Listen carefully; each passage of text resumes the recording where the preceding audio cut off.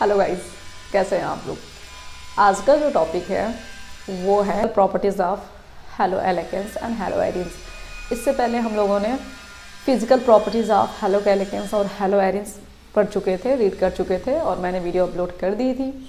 And अब देखेंगे chemical properties.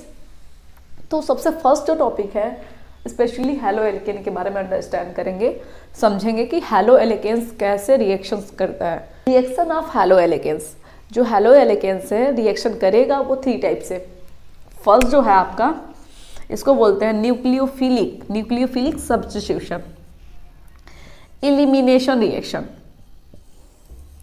And third जो है रिएक्शन विद मेटल। जो रिएक्शन ऑफ हेलो एल्केन्स है वो 3 टाइप से रिएक्शन करेगा, nucleophilic substitution, elimination reaction and reaction with metal. तो सबसे फर्स्ट हम लोग सीखेंगे कि न्यूक्लियोफिलिक सब्स्टिट्यूशन होता क्या है।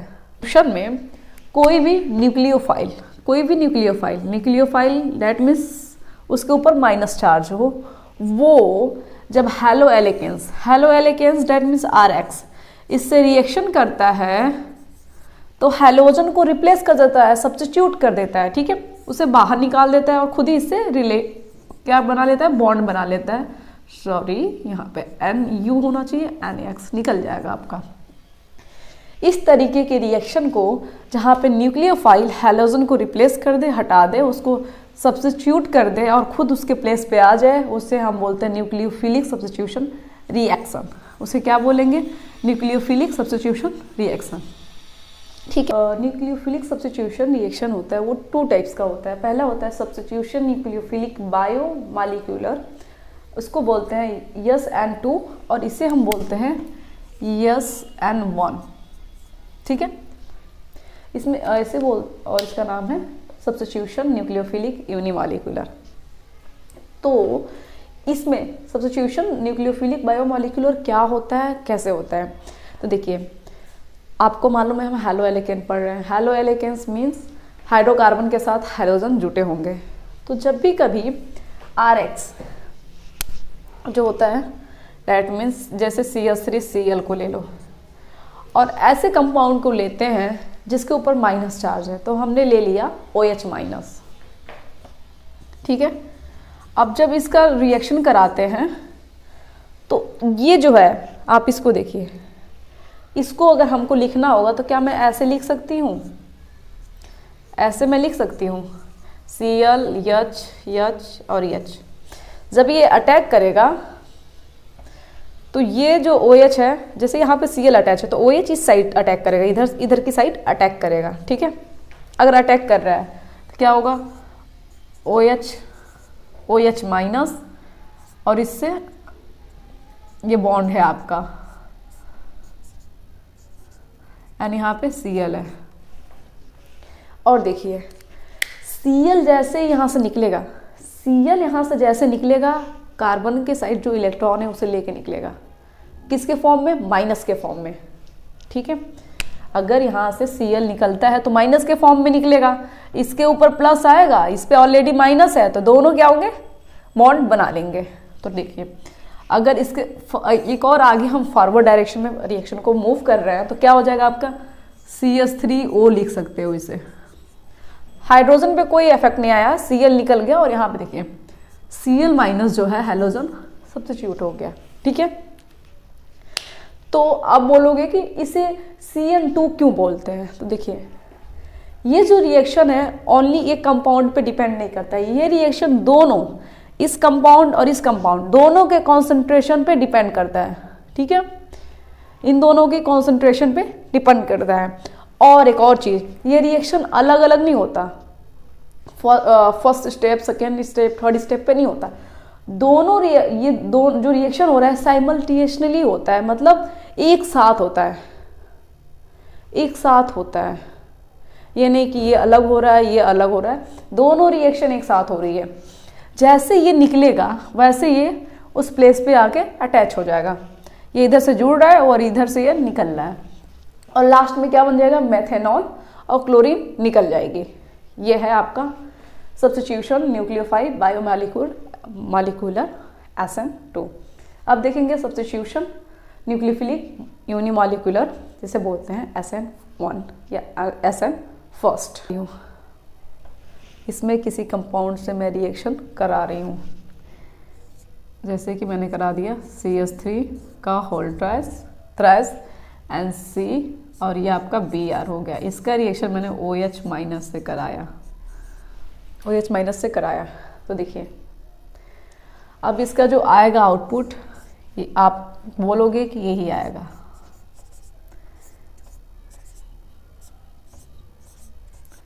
और Br क्या होगा, सब्स्टिट्यूट हो जाएगा।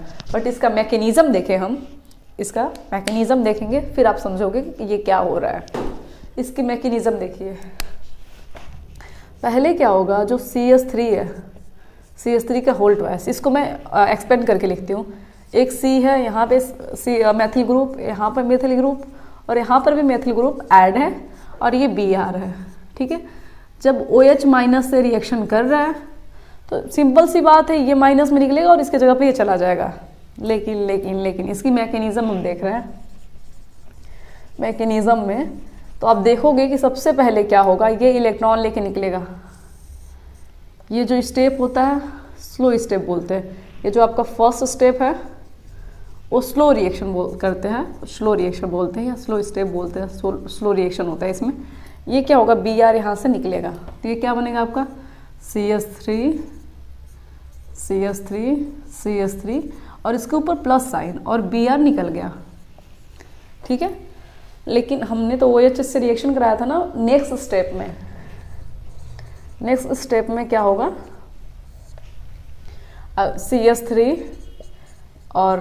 CH3 और इसके ऊपर प्लस है, यहाँ पे OH माइनस मैंने ऐड किया, और जब मैंने रिएक्शन कराया तो इसे बोलते हैं फास्ट रिएक्शन। रिएक्शन यहाँ पे बहुत तेज़ी के साथ फास्ट होता है। यहाँ पे प्लस है, यहाँ पे माइनस है, तो क्या हो जाएगा आपका, इसको लिख सकते हैं CH3, 3 मेथिल ग्रुप हैं तो CH3 का होल थ्राइस लिख सकते हैं, और कार्बन और इसके साथ OH को मैंने ऐड कर लिया। ये इंडिकेट कर रहा है कि इस कार्बन से 3 मेथिल ग्रुप और क्या है, अटैच है, और यहाँ पे क्या है, OH ग्रुप अटैच है, ठीक है। देखिए इसमें फर्स्ट वाले SN2 में दोनों रिएक्शन, जो भी 2 रिएक्टेंट से एक साथ रिएक्शन कर रहे थे, एक तरफ से क्लोरीन निकल रही थी तो दूसरी तरफ से OH ग्रुप अटैच हो रहा था। लेकिन SN1 में ऐसा नहीं होता है। SN में क्या होता है, SN में क्या होती है, पहले तो स्लो रिएक्शन होती है, फिर फास्ट रिएक्शन होती है। स्लो रिएक्शन में कार्बन से ब्रोमीन निकल के माइनस में, ये प्लस में, कटायन में और अनायन में चेंज हो जाते हैं, ब्रोमीन बाहर निकल जाता है। जब ये जो प्लस साइन वाला है, फिर इसके बाद से OH से हम जब रिएक्शन कराते थे इसे फास्ट रिएक्शन बोलते हैं, एंड देन हमारा प्रोडक्ट ये निकलता है एट लास्ट। तो इसमें स्लो एंड फास्ट होता है, उसमें दोनों एक साथ होता है, ठीक है।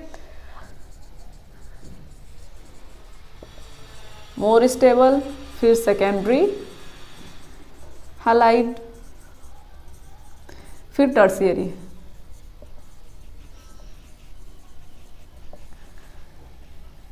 Tertiary halide. आप कहोगे कि नहीं कैसे,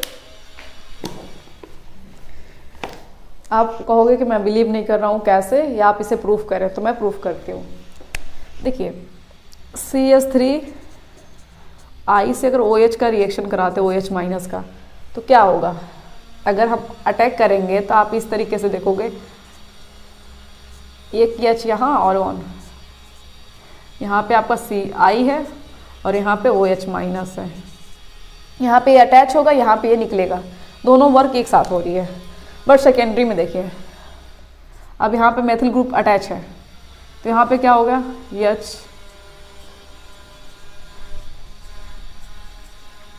यहाँ पे I है, यहाँ पर OH माइनस है। तो इसकी कंपेयर में इसका और इसका कंपेयर करिए, यहाँ पे ब्रांचेज है जो रिएक्शन को फॉरवर्ड डायरेक्शन करने में रिस्ट्रिक्ट कर रही है। यहाँ पे देखिए बल्क है, बल्क मतलब एक भीड़ है जिसमें OH को अटैक करने में थोड़ा सा प्रॉब्लम होगा, लेकिन यहाँ पे इसे इजीली मिल जा रहा है। यहाँ पे OH को इजीली कार्बन दिख जा रहा है और ये अटैक कर ले रहा है, लेकिन सेकेंडरी में ऐसा। टर्शियरी में देखिए अब इसको आप देखोगे तो इसमें भी और ज़्यादा अब इधर तो और बल्क है, एक एच यहाँ जुट गया। अब देखिए यहाँ पे फिर सी हो गया, फिर एच हो गया, फिर एच हो गया, फिर एच हो गया, फिर एच हो गया, एच एच आई। अब यहाँ पे ओ एच जो अटैक कर रहा है तो इसके लिए क्या होगा, और ज़्यादा डिफ़िकल्ट हो जाएगा। तो जो एसएन की स्टेबिलिटी की बात करें तो प्राइमरी हाइलाइट्स बहुत इजी होता है, न्यूक्लियोफाइल बहुत इजीली अटैक कर लेता है compare to secondary and tertiary. More stability की बात करें तो primary highlight, secondary and tertiary, जितनी ज़्यादा ब्रांचेज होगी न्यूक्लियोफाइल को अटैक करने में उतने ही इश्यूज आने वाले हैं। ये एसएन की स्टेबिलिटी की बात होगी। अब एसएन फर्स्ट की स्टेबिलिटी की बात करें तो आप टर्शियरी मोर स्टेबल होगा, टर्शियरी हाइलाइट मोर स्टेबल होगा, फिर आपका होगा सेकेंडरी हाइलाइट एंड फिर आपका होगा प्राइमरी। अब बोलोगे क्यों, ऐसे कैसे, तो मैं प्रूफ कर रही हूँ। देखिए इसमें क्या होता है, 2 स्टेप है, एक स्लो एंड फास्ट। तो देखिए यहाँ पे क्या है, आई है, ठीक है। अगर इसका OH से रिएक्शन होगा तो पहले तो ये कटायन में चेंज होगा, देन OH से रिएक्शन करेगा। पहले ये CH3 का whole 12 plus C plus I में, I माइनस में, एंड देन फिर ये क्या होगा, OH से रिएक्शन करेगा, फिर आपका देगा एल्कोहल। अब ये आपका होगा। तो आपको मालूम है कि, आपको स्पेशली मालूम है कि जो 3rd डिग्री के कंपाउंड होते हैं, 2nd डिग्री के कंपाउंड होते हैं, उनके हाईली स्ट्रक्चर बनते हैं और वो मोर स्टेबल होते हैं। तो यहाँ पे जो टर्शियरी हाइलाइट है ये मोर स्टेबल होगी, क्योंकि फर्स्ट वाले में कटायन में चेंज होगी and then OH group attach होगा, फिर सेकेंडरी, फिर प्राइमरी, ठीक है। और मेथिल ग्रुप का जो नेचर होता है इलेक्ट्रॉन को देने का नेचर है। तो इसमें टर्शियरी हाइलाइट में क्या होते हैं, 3 मेथिल ग्रुप कार्बन से अटैच होते हैं, तो OH को बहुत ईजिली अटैच होने की चांसेस मिल जाएगी सेकेंडरी में एंड प्राइमरी में। इसमें क्या होगा, पहले तो ये कटायन में चेंज होगा, देन इसके बाद पहले ये क्या होगा, कटायन में चेंज होगा, उसके बाद OH माइनस से रिएक्शन करेगा, फिर ये क्या बनाएगा, अल्कोहल बनाएगा। अगला टॉपिक देखते हैं, spatial arrangement of functional group. Spatial arrangement of functional group किसके, around carbon. It's called configuration.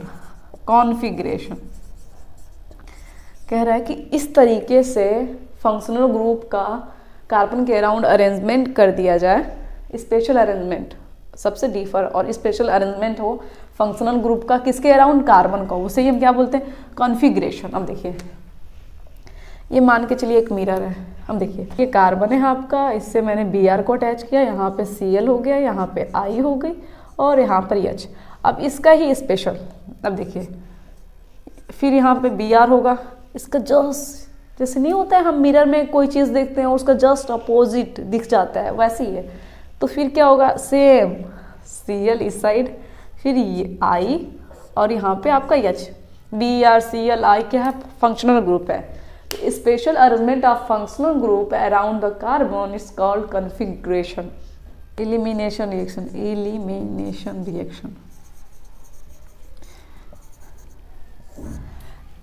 Reaction को समझना है तो ये सोच लो कि एलिमिनेट कर देना, किसी को हटा देना और उसके प्लेस पे जाके बैठ जाना, ठीक है। तो वही कंपाउंड या एलिमेंट किसी को एलिमिनेट कर सकता है जिसके पास पावर हो, टेंडेंसी हो। तो एलिमिनेशन रिएक्शन से पहले हम देखेंगे अल्फा कार्बन क्या होता है, बीटा कार्बन क्या होता है और गामा कार्बन क्या होता है। तो पहले हम लोग इसे अंडरस्टैंड करते हैं। जैसे कि मान के चलिए मेरे पास कंपाउंड है CH3 CH2 CCl CH और यहाँ पे आपका CH3। तो जिस कार्बन से कोई भी फंक्शनल ग्रुप अटैच हो उसे बोलते हैं क्या, अल्फा कार्बन। और अल्फा कार्बन से जो कार्बन अटैच हो, देखिए अल्फा कार्बन से इधर भी एक कार्बन अटैच है और इसी अल्फा कार्बन से ये भी अटैच है, इसे बोलते हैं, क्या बोलते हैं इसे, बीटा कार्बन। और बीटा कार्बन से जो कार्बन अटैच होता है उससे क्या बोलते हैं, गामा कार्बन। एक बार और डिफाइन करती हूँ, जिस कार्बन से किसी कोई फंक्शनल, जो कार्बन से कोई फंक्शनल ग्रुप अटैच हो तो उसे बोलते हैं अल्फा कार्बन, एंड इस कार्बन से जो भी जितने भी कार्बन अटैच हो उसे बोलते हैं हम बीटा कार्बन। अल्फा कार्बन से जो भी कार्बन अटैच होंगे उसे बीटा कार्बन हम बोल देंगे, और बीटा कार्बन से जो कार्बन अटैच होंगे उसे बोलेंगे गामा कार्बन। ठीक है, तो अब इस रिएक्शन को दो चीजें, एक तो आपके पास हेलो एल्केन्स होना चाहिए, क्या होना चाहिए, हेलो एल्केन, और आपका किससे रिएक्शन कराना है, हेलो एल्केन होना चाहिए, और हम KOH से रिएक्शन कराते हैं, हमारा बेस है, और किसके प्रेजेंस में कराते हैं, presence of alcohol, alcoholic solution होता है उसके प्रेजेंस में हम कराते हैं। तो देखिए हेलो एल्केन्स आपका क्या हो गया, मैंने लिया CH3 CCl एंड CH2, क्या होगा आपका एथिल क्लोराइड। अब इसको हमें लिखना हो, मैं बोलूँ कि इसे हम एक्सपेंड कर सकते हैं तो आप बोलोगे हाँ श्योरली एक्सपेंड हो सकता है। इसको मैं ऐसे लिख सकती हूँ, मैं ऐसे लिख सकती हूँ इसे, ठीक है, मैं इसको ऐसे लिख सकती हूँ। तो ये क्या है आपका अल्फा कार्बन है, क्यों, इसमें फंक्शनल ग्रुप अटैच है। ये आपका क्या है, बीटा कार्बन है, क्यों, क्योंकि अल्फा कार्बन से अटैच है। तो देखिए इसमें क्या होता है, और यहाँ पे आपका क्या है, KOH, एल्कोहल के प्रेजेंस में रिएक्शन हो रही है। तो क्या होगा, ये जो कार्बन है अपने इलेक्ट्रॉन को इसे सौंप देगा, और ये जो स्पेशली Cl है, ये जो Cl है इस कार्बन का इलेक्ट्रॉन खुद लेके निकल लेगा। मान के चलिए कि मेरे पास इलेक्ट्रॉन था, ठीक है, और मैंने आपको दे दिया, तो मेरे पास मैंने दिया तो मेरे ऊपर प्लस चार्ज आएगा, आपने लिया तो आपके ऊपर माइनस चार्ज आएगा। तो इसने दे के निकला, ये एक हाइड्रोजन दे के निकला, इसके ऊपर क्या आ जाएगा, प्लस चार्ज आ जाएगा। ठीक है, अब कार्बन के ऊपर क्या कौन सा चार्ज आ गया, माइनस, और ये Cl है, इसका इलेक्ट्रॉन लेके निकल गया, तो यहाँ पे Cl माइनस, और इसके ऊपर क्या आ गया, प्लस आ गया। अब देखिए प्लस माइनस यहाँ पे एक बॉन्ड बना लेगा, प्लस OH माइनस, केयरफुली समझना आप। अब H प्लस है यहाँ पे, OH माइनस है यहाँ पे, तो क्या निकल गया, सीधे सीधे दिख रहा है H2O, गुड, और यहाँ पे Cl माइनस है, K प्लस है, तो KCl निकल गया। अब सारी चीजें, यहाँ पे प्लस था, यहाँ पे माइनस साइन, अब क्या बनेगा, जनरेट करेगा डबल बॉन्ड, आपका हो जाएगा CH, या इस तरीके से लिख लो CH2 double bond CH2।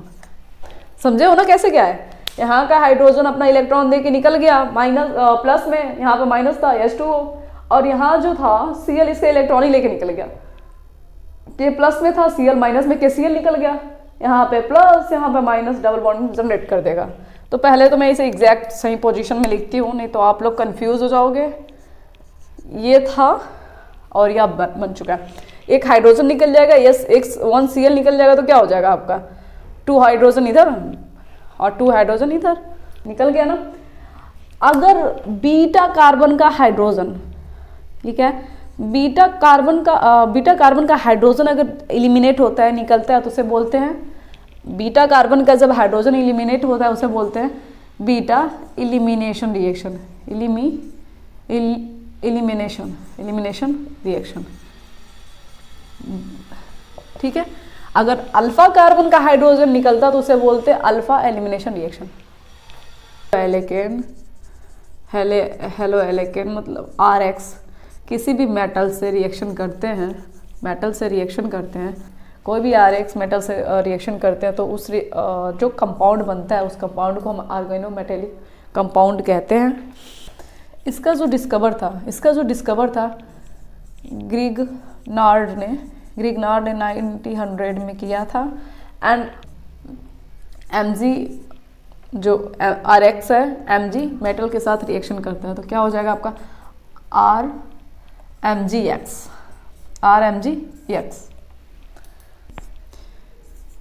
Grignard reagent बोलते हैं। क्या बोलते हैं? रिएजेंट बोलते हैं, ग्रिग्नार्ड रिएजेंट बोलते हैं।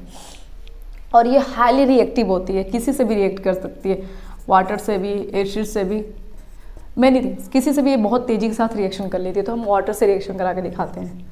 RMgX H2O से रिएक्शन कराएंगे तो देखिए क्या आएगा आपका, RH प्लस MgOH।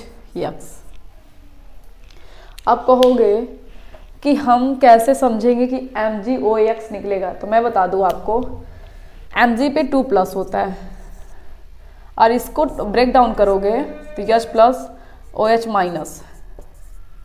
तो जब ये निकलेगा तो यहाँ पे H प्लस अटैच हो जाएगा, OH माइनस बच गया, और जब ये क्या है, हैलोजन है, तो ये भी Cl माइनस Br माइनस में निकलेगा।